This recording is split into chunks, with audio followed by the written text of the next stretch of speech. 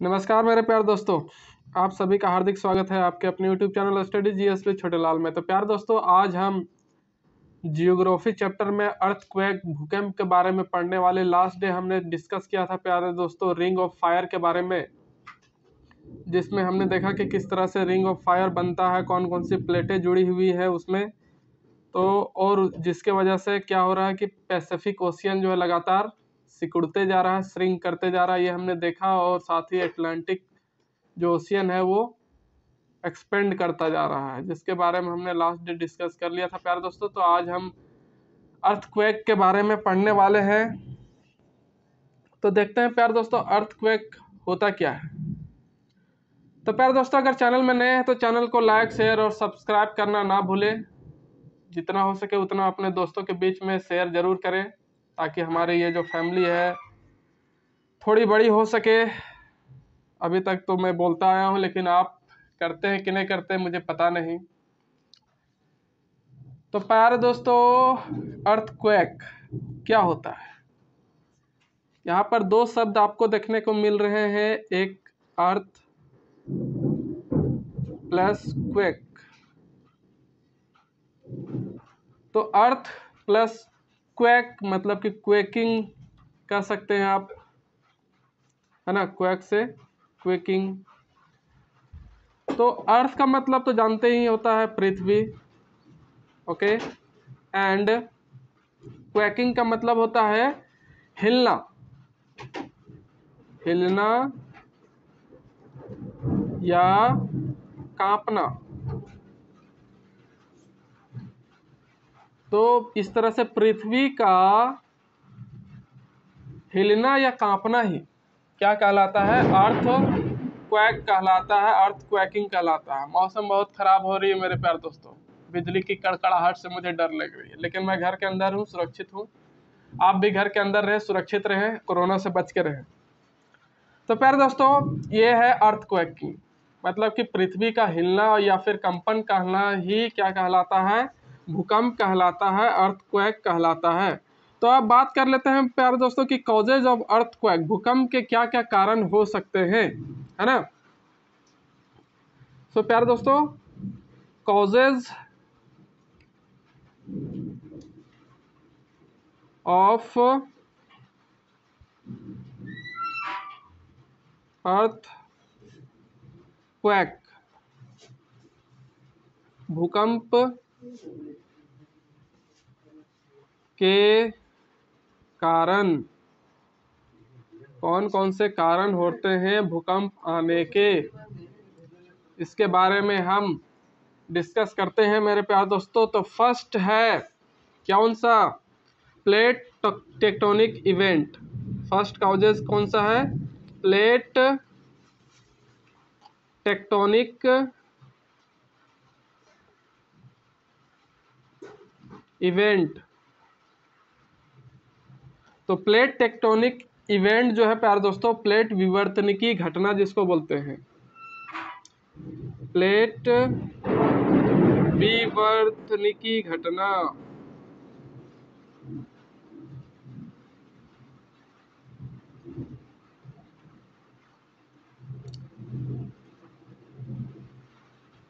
तो plate tectonic event क्या है, इसके बारे में हम देखते हैं। इसके वजह से भूकंप कैसे आता है।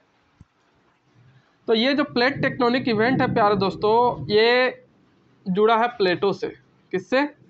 प्लेटों से जुड़ा है, क्योंकि प्लेटें जो होती है वो कहाँ प्रेजेंट होती है?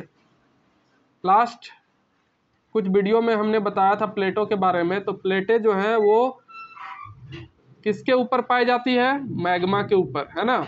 तो अर्थ के धरातल में जो मैग्मा प्रेजेंट होता है प्यारे दोस्तों, उसी के ऊपर प्लेटें भी होती हैं। तो इसलिए जो प्लेट टेक्टोनिक इवेंट है वो सीधा सीधा जुड़ा हुआ किससे? मैग्मा से। तो मैग्मा में क्या होता है प्यारे दोस्तों कि magma move due to convection current, है ना। मैग्मा में क्या होता है? मूवमेंट होता है। तो मैग्मा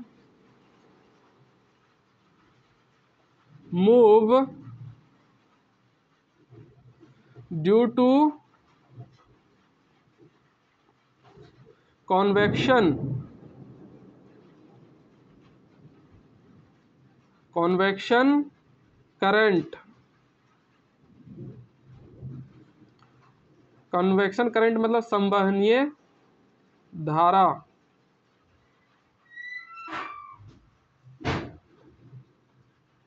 तो संवहनीय धारा के कारण जो है प्लेटों में मूवमेंट होता है, प्लेटें मूव करती है, अपना प्लेस बदलती रहती है। सॉरी, मैग्मा मूव करती है प्यारे दोस्तों। तो उसके वजह से जब मैग्मा मूव करेगा तो इसी के वजह से जो इसके ऊपर में होती है प्लेटें, वो भी क्या करती हैं, मैग्मा के मूव करने की वजह से प्लेटें भी मूव करने लग जाती हैं। प्लेट ऑल्सो मूव, जब प्लेट मूव करेगा तो सॉरी मैग्मा जब मूव करेगा तो प्लेट भी ऑटोमेटिक क्या करेगा, मूव करने लगता है। ये आपको मैंने बताया था कब, जब मैं प्लेटों के बारे में बता रहा था और नाव पानी जहाज वाला जो है, आपको क्या एक एग्जांपल दिया था।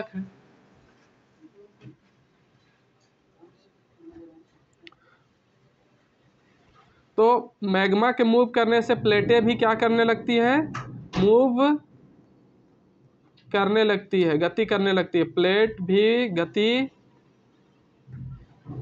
करते हैं।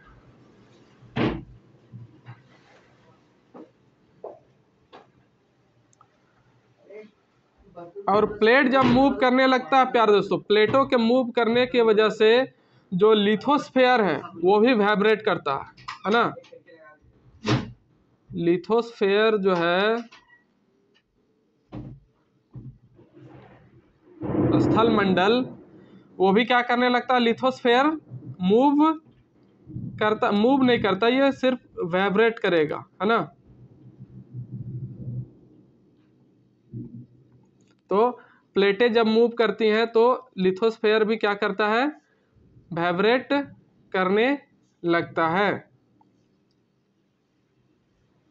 कह सकते हैं आप कि स्थल मंडल जो है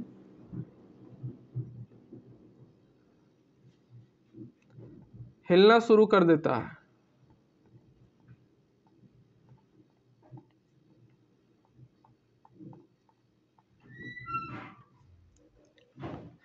जब ये लिथोस्फेयर जब वाइब्रेट करेगा प्यारे दोस्तों, तो इसके कंपन करने से ही हमें किसका महसूस होता है, अर्थक्वेक का, है ना। अर्थक्वेक आ जाता है हमारे धरती पर, है ना, या फिर इसी को कहते हैं अर्थक्वेक।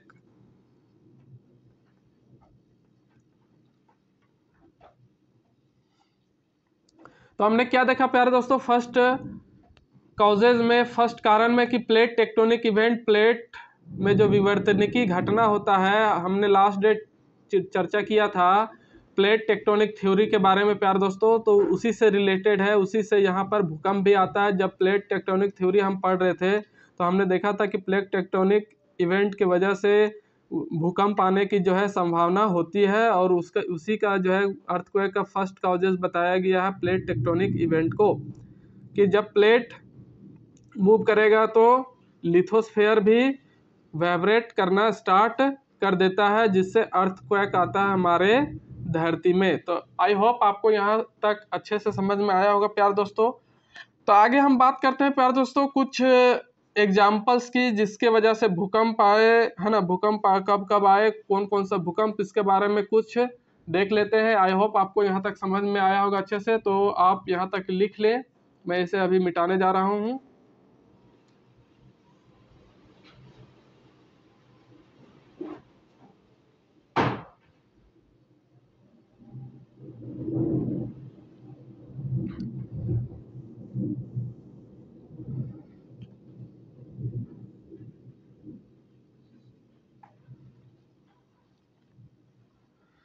तो प्यारे दोस्तों कुछ एग्जाम्पल की अगर बात करें हम, तो वो एग्जाम्पल आपने बहुत सारा सुना होगा, न्यूज़ में, समाचार में देखे होंगे आप कि कौन सा भूकंप कब आया था। अगर आप समाचार देखते होंगे तो हम फर्स्ट एग्जाम्पल की बात करें 11 मार्च 2011 की। 11 मार्च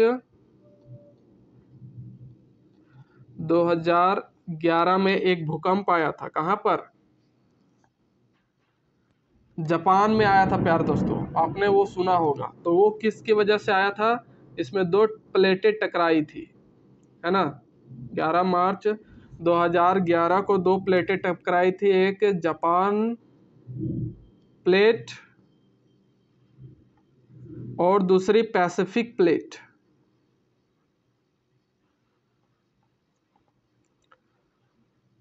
के टकराने से भूकंप हुआ था। इन दोनों में क्या हुआ था? कोलैप्स हुआ था, टकराया था, है ना।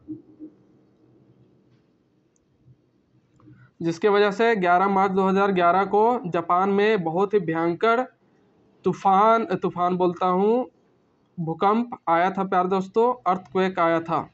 तो इस अर्थक्वेक का जो इंटेंसिटी है प्यारे दोस्तों, है ना, कितना था? इंटेंसिटी इसकी थी, तीव्रता थी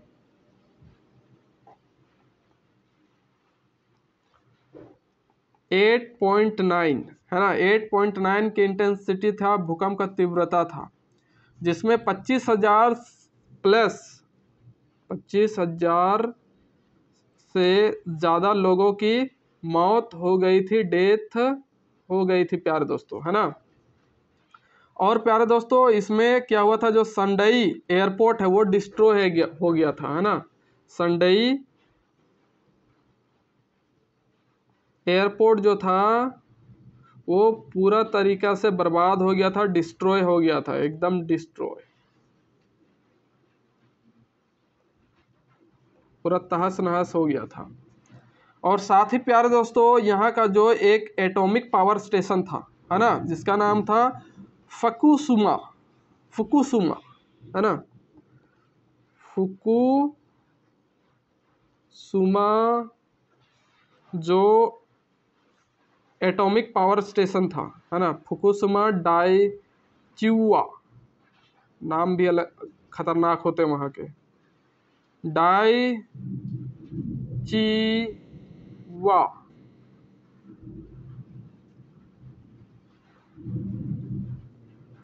ये जो था atomic power station, atomic power station,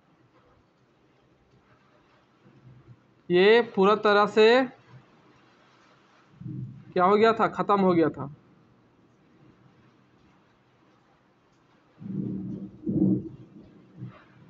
power station पूरा तरह से खत्म, बर्बाद हो गया था, इसका नामो निशान मिट गया था। इतना तेज भूकंप आया था। कहाँ पर? जापान में आया था। जापान की प्लेट और पैसिफिक प्लेट जब आपस में टकराई तब वहाँ पर 8.9 इंटेंसिटी वाला भूकंप आया, है ना। 25,000 से ज़्यादा लोगों की मौत हो गई। संडई एयरपोर्ट जो था वो पूरा डिस्ट्रॉय हो गया, बर्बाद हो गया। और फुकुशिमा डाइच्यू जो पावर स्टेशन था वो भी बर्बाद हो गया, तहस नहस हो गया प्यारे दोस्तों। तो ये था 2011 में एक बड़ा भूकंप आया था। और बात करते हैं हम प्यारे दोस्तों, अगर हम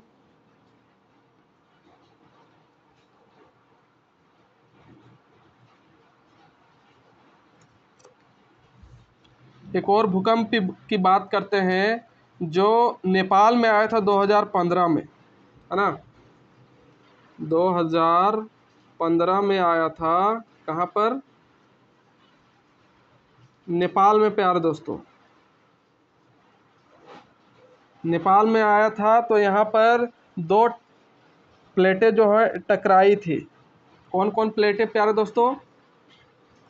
एक था Indo Australian plate, Indo Australian plate,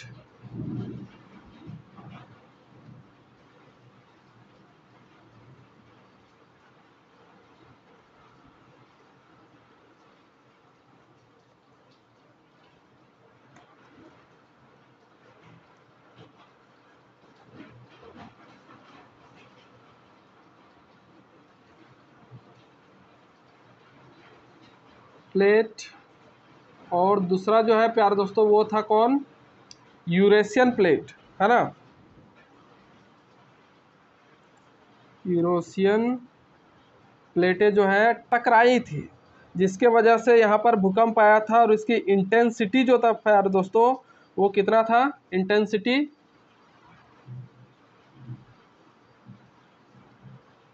अगर इसकी तीव्रता की बात की जाए तो कितना तेज भूकंप आया था, इसकी तीव्रता मापी गई थी 7.6। कितना प्यारे दोस्तों, 7.6 इंटेंसिटी इसकी मापी गई थी। कहाँ पर, जब 2015 में नेपाल में आया था भूकंप तब। और साथ ही 2003 में एक भूकंप आया था प्यारे दोस्तों, अगर आपको याद हो, आप उस टाइम अगर 5-6 साल के होंगे तो जरूर याद होगा प्यारे दोस्तों। वो हमारे इंडिया में भी आया था 2004 में। उसका असर इंडिया में भी देखने को मिला था। जो था कहाँ इसकी शुरुआत हुई थी, कहाँ ये मतलब कि इसका उद्गम स्थल बोला जाए तो कहाँ था, सुमात्रा आइलैंड, है ना, सुमात्रा आइलैंड। यहाँ पर जो है 2004 में आया था, जिसे हम सुनामी, है ना, जिसे सुनामी और भूकंप दोनों आया था। भूकंप, सुनामी मतलब है प्यारे दोस्तों कि समुद्र की जब लहरें बहुत ऊंची ऊंची, है ना, समुद्र की लहरें बहुत ऊंची ऊंची उठते हुए तटीय क्षेत्रों पर प्रवेश करती है और चारों तरफ पानी ही पानी नजर आने लगता है। भूकंप होता है कहाँ पर, समुद्रों में, है ना। ये सपोज दैट कोई एक समुद्र है, यहाँ पर भूकंप आया तो यहाँ जब धरती कंपन करता है तो यहाँ पर जो है क्या करते हैं कि लहरें जो है भूकंप के पृथ्वी के झटके की वजह से इनकी जो है सामान्य जो ऊंचाई होती है उससे कई गुना ज़्यादा ऊंचा उठ करके तटीय क्षेत्रों पर प्रवेश करती है। उसी को बोलते हैं सुनामी मेरे प्यारे दोस्तों, है ना। तो ये जो सुमात्रा आइलैंड था, सुमात्रा आइलैंड में कौन कौन सी प्लेटें टकराई थी, है ना, जब आया था 2004 में ये भूकंप, तो यहाँ पर जो है 2 तरह की प्लेटें टकराई थी। एक था इंडियन प्लेट, इंडियन प्लेट, और दूसरा था मेरे प्यारे दोस्तों बर्मी प्लेट। बर्मी प्लेट के टकराने की वजह से ये सुमात्रा आइलैंड में जो है क्या हुआ था, बहुत ही भयंकर सुनामी आया था, भूकंप आया था।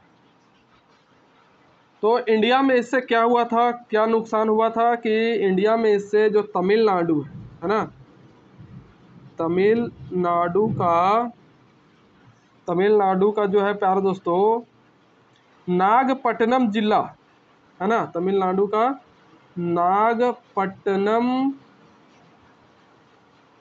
जिला जो है वो नष्ट हो गया था।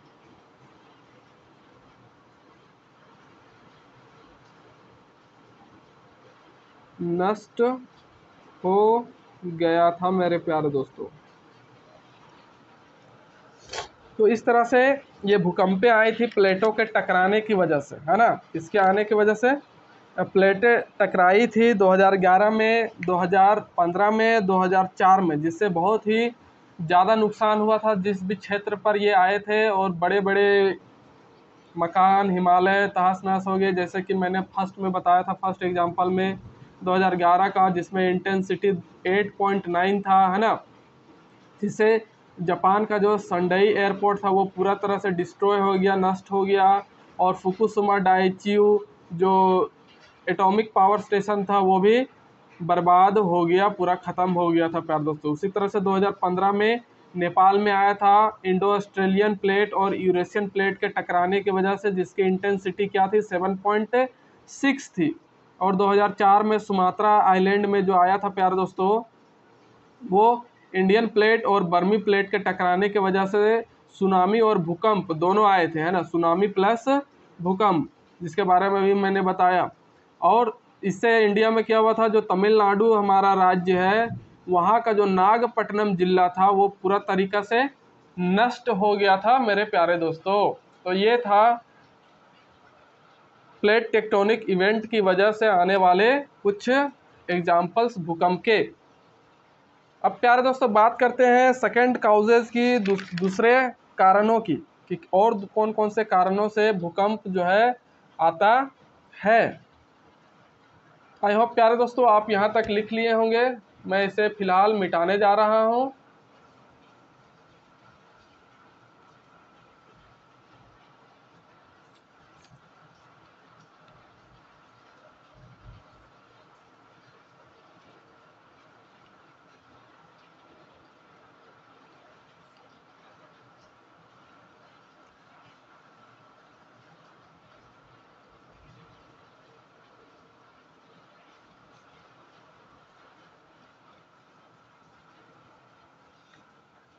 अब बात करते हैं प्यारे दोस्तों सेकेंड काउजेज की, दूसरे कारणों की, है ना। हमने तो फर्स्ट कारण देख लिया, प्लेट टेक्टोनिक इवेंट की वजह से किस तरह से भूकंप आता है। तो हम सेकेंड की बात करते हैं प्यारे दोस्तों, वो सेकेंड नंबर में है कौन? वोल्केनिज्म, है ना, वोल्केनोनिज्म।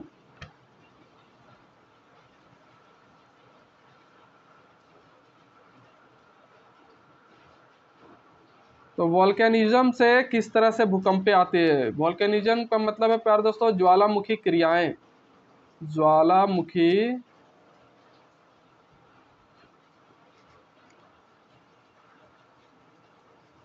क्रियाएं।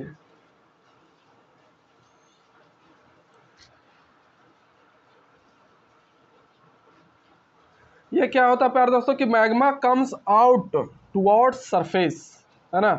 सब पृथ्वी के धरातल की तरफ जो है मैग्मा क्या करती है, बाहर निकलती है, बाहर की ओर आना चाहती है।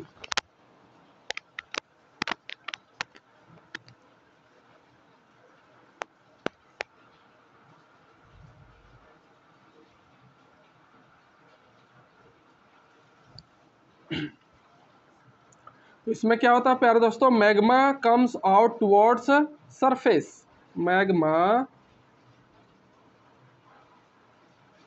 Comes out towards surface.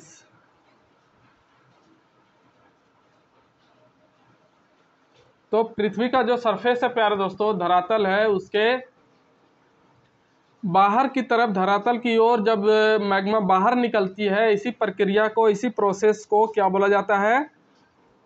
Volcanism बोला जाता है। वोल्केनिज्म मतलब कि ज्वालामुखी क्रिया कहते हैं। मैग्मा का बाहर निकलना ही क्या कहलाता है? ज्वालामुखी क्रिया कहलाता है। तो जब ये बाहर निकलता है, ये जो प्रक्रिया होता है, प्रोसेस होता है प्यारे दोस्तों, जब बाहर आता है तो इससे क्या होता है कि एक्सप्लोसिव विस्फोट होता है, बहुत जोर का विस्फोट होता है ना।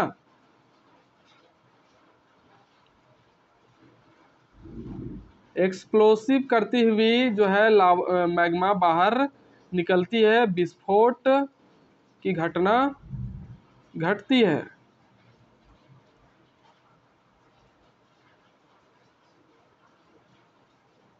बहुत जोर का विस्फोट होता है, जैसे कि कोई बम फटता है ना, उस तरह का। हाई इंटेंसिटी साउंड जनरेटेड, इससे क्या होता है जब एक्सप्लोसिव होता है प्यारे दोस्तों, तो इससे हाई इंटेंसिटी का साउंड जनरेट होता है। हाई इंटेंसिटी का क्या करेगा? साउंड जनरेट करता है।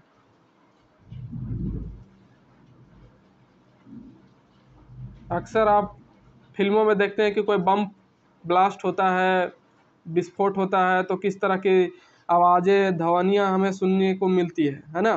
तो हाई इंटेंसिटी साउंड जनरेट होता है कहाँ पर? लिथोस्फेयर में।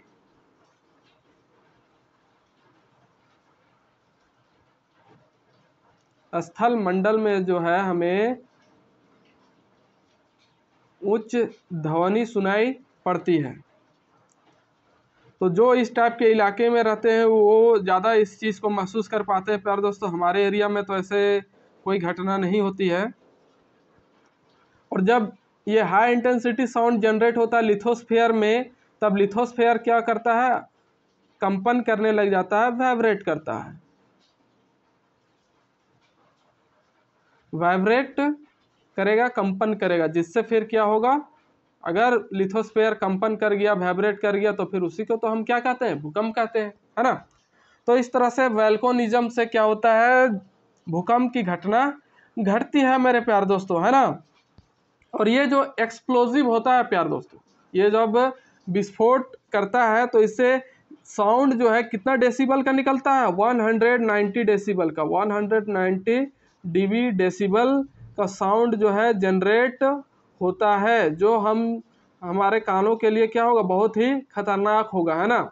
हम ज़्यादा से ज़्यादा 100 डेसिबल तक के साउंड को हम अच्छे से सुन सकते हैं। जहाँ इससे ज़्यादा हुआ तो वो हमारे कान के पर्दे फाड़ने से पीछे नहीं हट सकती है, मतलब कि इतना जोरदार विस्फोट होता है, आप समझ सकते हैं, इतना डेसिबल्स का साउंड जनरेट होता है, किससे, वोल्केनिज्म से। So it's very dangerous for anybody who live near the like this area.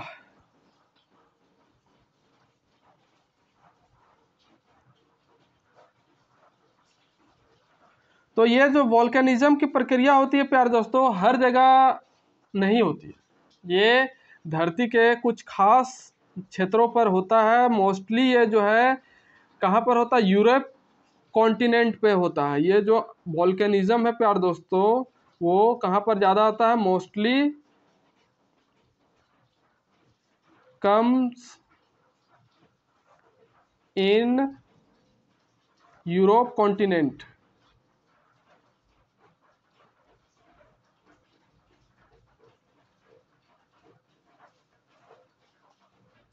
Mostly ये यूरोप कॉन्टिनेंट में ही आता है, भूमध्य सागर के आसपास। कहाँ पर, भूमध्य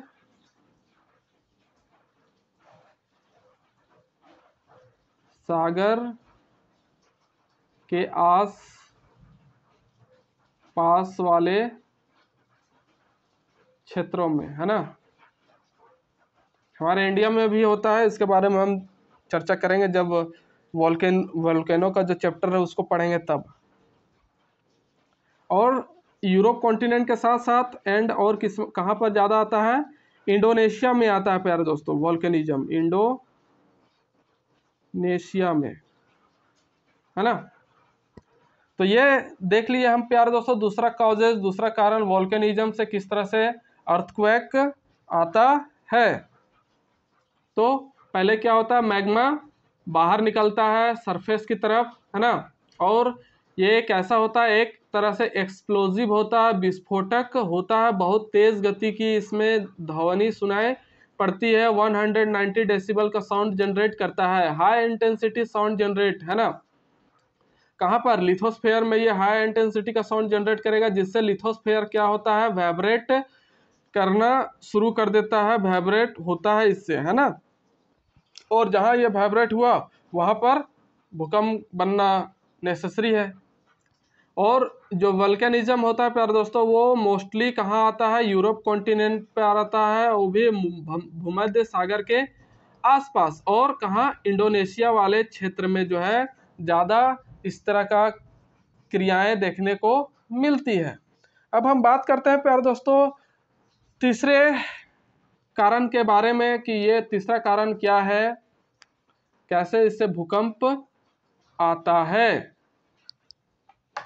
तो प्यारे दोस्तों वीडियो में अगर इसी तरह से बने हैं तो आप सभी का धन्यवाद, और उम्मीद है प्यारे दोस्तों कि आप चैनल को ज़रूर लाइक, शेयर एवं सब्सक्राइब करेंगे और आपको अच्छा भी लग रहा होगा प्यारे दोस्तों। और प्यारे दोस्तों जितने भी व्यूअर हैं, जो भी देखते हैं, वीडियो कैसा लग रहा है वो ज़रूर कमेंट बॉक्स में लिखना ना भूलें, अपना फीडबैक ज़रूर दें प्यारे दोस्तों। तो अब बात करते हैं प्यारे दोस्तों तीसरा कारण के बारे में, फॉर्मेशन ऑफ डैम, है ना। क्या है, फॉर्मेशन ऑफ डैम। डैम के बनने से किस तरह से भूकंप आते हैं, इसके बारे में अब देख लेते हैं। थर्ड कॉजेज इज फॉर्मेशन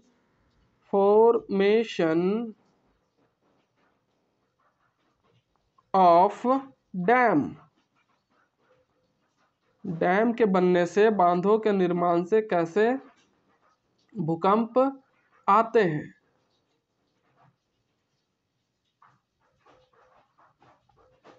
तो बांध का निर्माण भी एक भूकंप आने का बड़ा समस्या है प्यारे दोस्तों, और ऐसा बहुत बार घटना हो भी चुका है। इसलिए इसके बारे में हम आज बात करते हैं कि कैसे भूकंप होता है।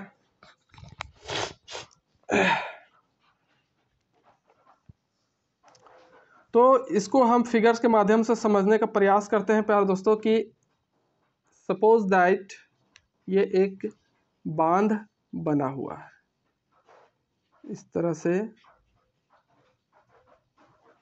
बांध है ना, लिथोस्फीयर पर, धरातल पर, और इसके नीचे क्या होंगी? प्लेटें होंगी।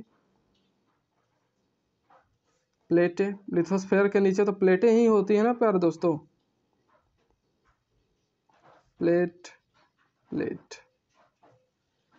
तो यहाँ जब पानी इस तरह से बांध बना करके रोका जाता है, पानी को स्टोर किया जाता है मेरे प्यारे दोस्तों, तब क्या होता है ना, और ये प्लेट है, नीचे प्लेट, और नीचे इसके मैग्मा लिक्विड फॉर्म में प्रेजेंट होती है, मैग्मा, है ना।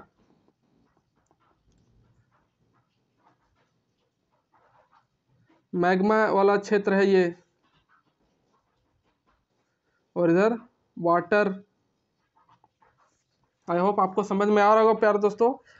तो क्या होता है ना कि जब ज़्यादा अमाउंट में यहाँ पर वाटर स्टोर कर लिया आदमी लोग, है ना, अपना सुविधा के लिए यहाँ पर ज़्यादा मात्रा में क्या कर लिया, वाटर स्टोर कर लिया, बड़ा बांध बनाया, तो इससे क्या होगा ना कि यहाँ से जो है प्रेशर ज़्यादा लोड पड़ने लग जाता है इन प्लेटों पर, है ना। प्रेशर जो है ज़्यादा पड़ने लगता है, प्रेशर कहाँ पर? प्लेट पर। प्रेशर हाई जब हो जाता है तब क्या होता है कि यहाँ पर दाब बढ़ाने लगेगा ये प्लेटें इस मैग्मा पर। तो जब यहाँ दाब बढ़ेगा ऊपर से नीचे, इस तरह से फोर्स बढ़ेगा, तो क्या होगा प्यारे दोस्तों कि यहाँ का जो मैग्मा है ना, ये अपना रास्ता बाहर निकलने के लिए ढूंढने लगता है। क्या करने लगता है? बाहर निकलने के लिए अपना रास्ता ढूंढने लगेगा कि भैया अब तो हमरा ऊपर से दबाया जा रहा है, हमरा तो चाहिए किधरों बाहर निकले के, है ना। तब ये जो मैग्मा जब बाहर निकलेगा, है ना, तो इससे क्या होता है? अर्थक्वेक आता है। मैग्मा के बाहर निकलने से ही क्या आता है? अर्थक्वेक, भूकंप।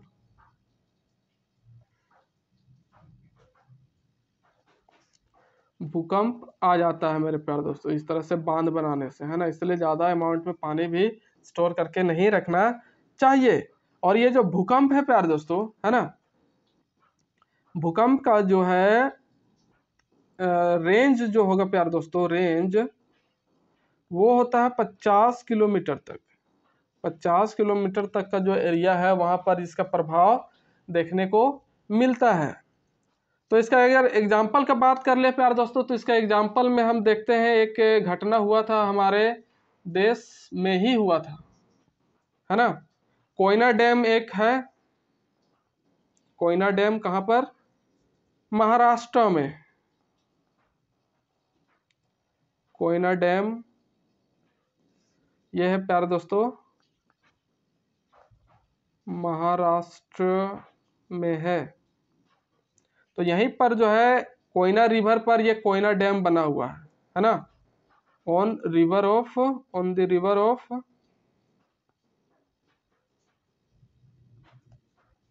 कोयना, कोयना नदी पर कोयना डैम बना, है ना। ये तैयार बनकर हुआ था प्यारे दोस्तों, कब? 1962 में तैयार हो गया था बनकर, और इसके 5 साल के बाद ही 1967 में यहाँ पर अर्थक्वेक आया, है ना। अर्थक्वेक आया, और इसकी इंटेंसिटी जो थी प्यारे दोस्तों, तीव्रता कितनी थी? इंटेंसिटी जो थी प्यारे दोस्तों वो 7.5 थी। कितनी? 7.5 की तीव्रता से यहाँ पर भूकंप आया था। और दूसरा अगर एग्जाम्पल की बात करें प्यार दोस्तों, तो बरगी डैम है ना, कौन सा डैम? बरगी डैम जो है वो कहाँ पर है? नर्मदा रिवर पर। यहाँ पर भी ये भूकंप आया था डैम के वजह से, नर्मदा रिवर पर। और प्यारे दोस्तों, एक है कश्मीर में झेलम, है ना, कश्मीर में झेलम, झेलम नदी पर जो है झेलम डैम है, वहीं पर आया था।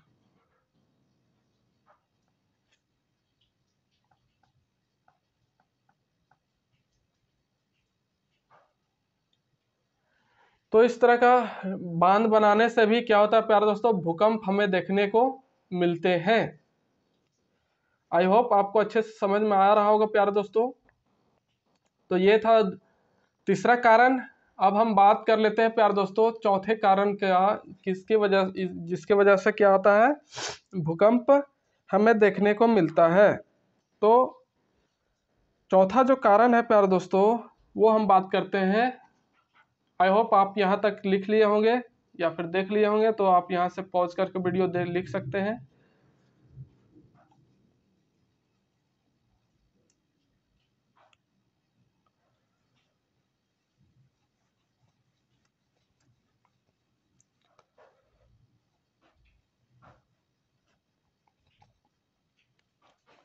तो प्यारे दोस्तों, फोर्थ कॉजेज की तरफ बढ़ते हैं, चौथे कारण की तरफ, कि किस वजह से जो है अर्थक्वेक आया करता है।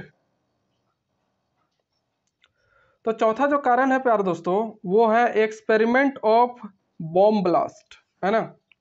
क्या है? Experiment of bomb blast, D number, experiment of bomb blast. तो बॉम्ब ब्लास्ट की वजह से भी क्या होता है, भूकंप आता है। बम परीक्षण जब किया जाता है ना, बम परीक्षण करना, शायद आपने पोखरन मूवी देखी होगी, तो उसमें भी एक बम परीक्षण किया जाता है, गड्ढे खोदे जाते हैं, है ना, और नीचे एक्सप्लोजिव रख करके विस्फोट कराया जाता है, जिससे पूरा धरती कांप उठती है। तो हाई इंटेंसिटी साउंड जनरेट करता है। ये एक्सपेरिमेंट करने से क्या होता है, हाई इंटेंसिटी का साउंड जनरेट होता है। High intensity sound generated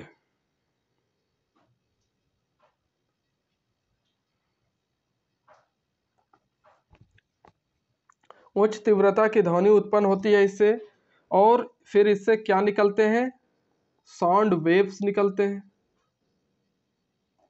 sound waves produce होता है, जिससे वाइब्रेशनल वेव्स, है ना, बनती हैं। साउंड वेव से क्या बनेंगे, वाइब्रेशनल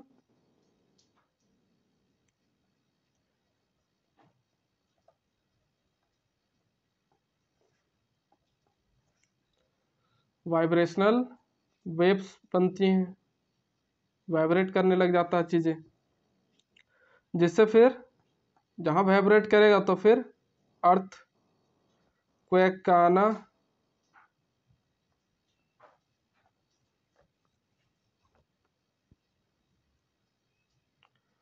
निश्चित ही है। अर्थ क्वेक आएगा ही जब भी कोई चीज़ वाइब्रेट करेगा, तो चाहे वो उसकी इंटेंसिटी हाई हो चाहे लो हो, लेकिन वो एक कारण बनता है किसका, भूकंप आने का। तो ये जो है साउंड वेव्स पहले क्या होंगे, हाई इंटेंसिटी का जैसे साउंड जनरेट होगा इससे, है ना, जब एक्सपेरिमेंट किया जाएगा बॉम्ब ब्लास्ट का, तब इससे हाई इंटेंसिटी का साउंड जनरेट होगा, फिर इससे साउंड वेव्स जनरेट होंगी, और साउंड वेव्स जो है वो कन्वर्ट हो जाएंगी किस पर, वाइब्रेशनल वेव्स पर, और वाइब्रेशनल वेव्स जैसे ही क्रिएट होगा वैसे ही अर्थ पर क्या आ जाएगा, अर्थ क्वेक। तो ये एक चौथा कारण है प्यारे दोस्तों अर्थक्वेक के आने का। अब हम देखते हैं पांचवा कारण जो इम्पोर्टेंट है।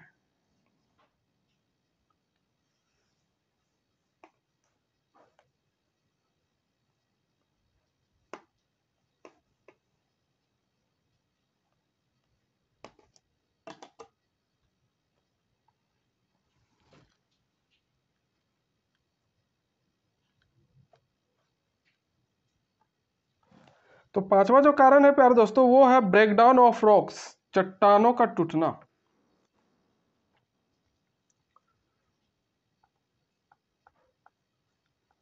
पांचवा कारण ई नंबर में है ब्रेकडाउन ऑफ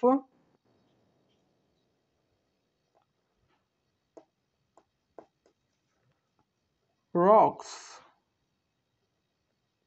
चट्टानों का टूटना।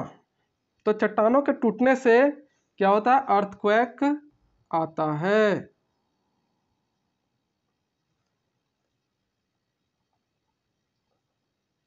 ना।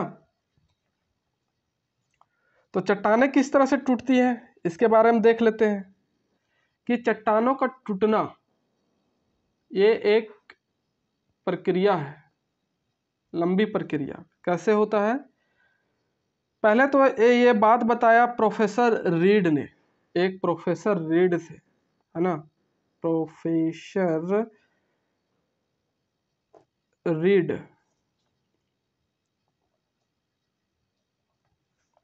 इन्होंने क्या बताया कि इलास्टिक रिबॉन्ड थ्योरी इन्होंने दी, है ना, इलास्टिक थी, हाँ यस यही है, इलास्टिक रिबॉन्ड थ्योरी। प्रोफेसर, इससे रिलेटेड प्रोफेसर रीड जो है इन्होंने एक थ्योरी दिया, इलास्टिक रिबॉन्ड थ्योरी।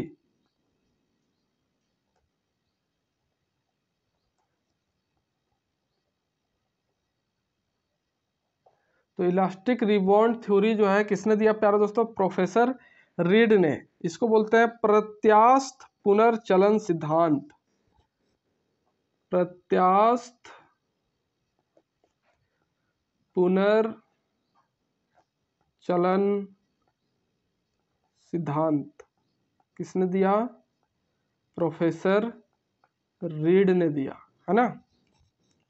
इन्होंने क्या बताया प्यारे दोस्तों प्रोफेसर रीड ने कि रॉक जो होती है उसमें एक लिमिट कंट्रोल होता है प्रेशर को सहने का, है ना, कंट्रोल प्रेशर करने का एक लिमिट होता है, प्रेशर सहने का एक उसमें क्षमता होता है, सीमा होता है। रॉक्स जो होते हैं इन्होंने क्या बताया, इन्होंने प्रोफेसर रीड ने कि जो रॉक्स हैं, है ना, जो रॉक्स हैं इनमें लिमिट पावर होता है, एक तरह से कह सकते हैं क्षमता होती है, जो लिमिट होती है किस चीज़ के लिए, कंट्रोल प्रेशर करने के लिए, प्रेशर को कंट्रोल करने के लिए इनमें क्या होता है, सीमित क्षमता होती है।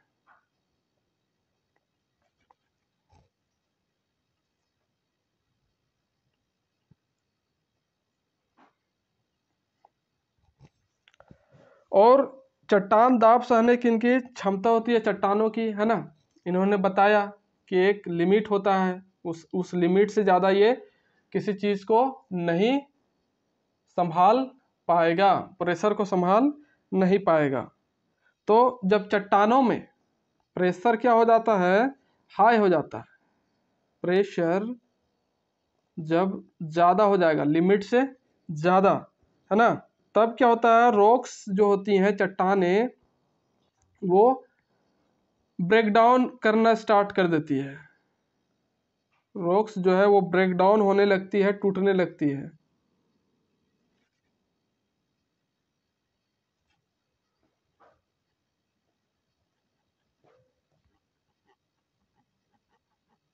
ब्रेक डाउन होने लग जाती हैं, टूटने लग जाती है चट्टानें, है ना, जब प्रेशर ज़्यादा बढ़ जाएगा।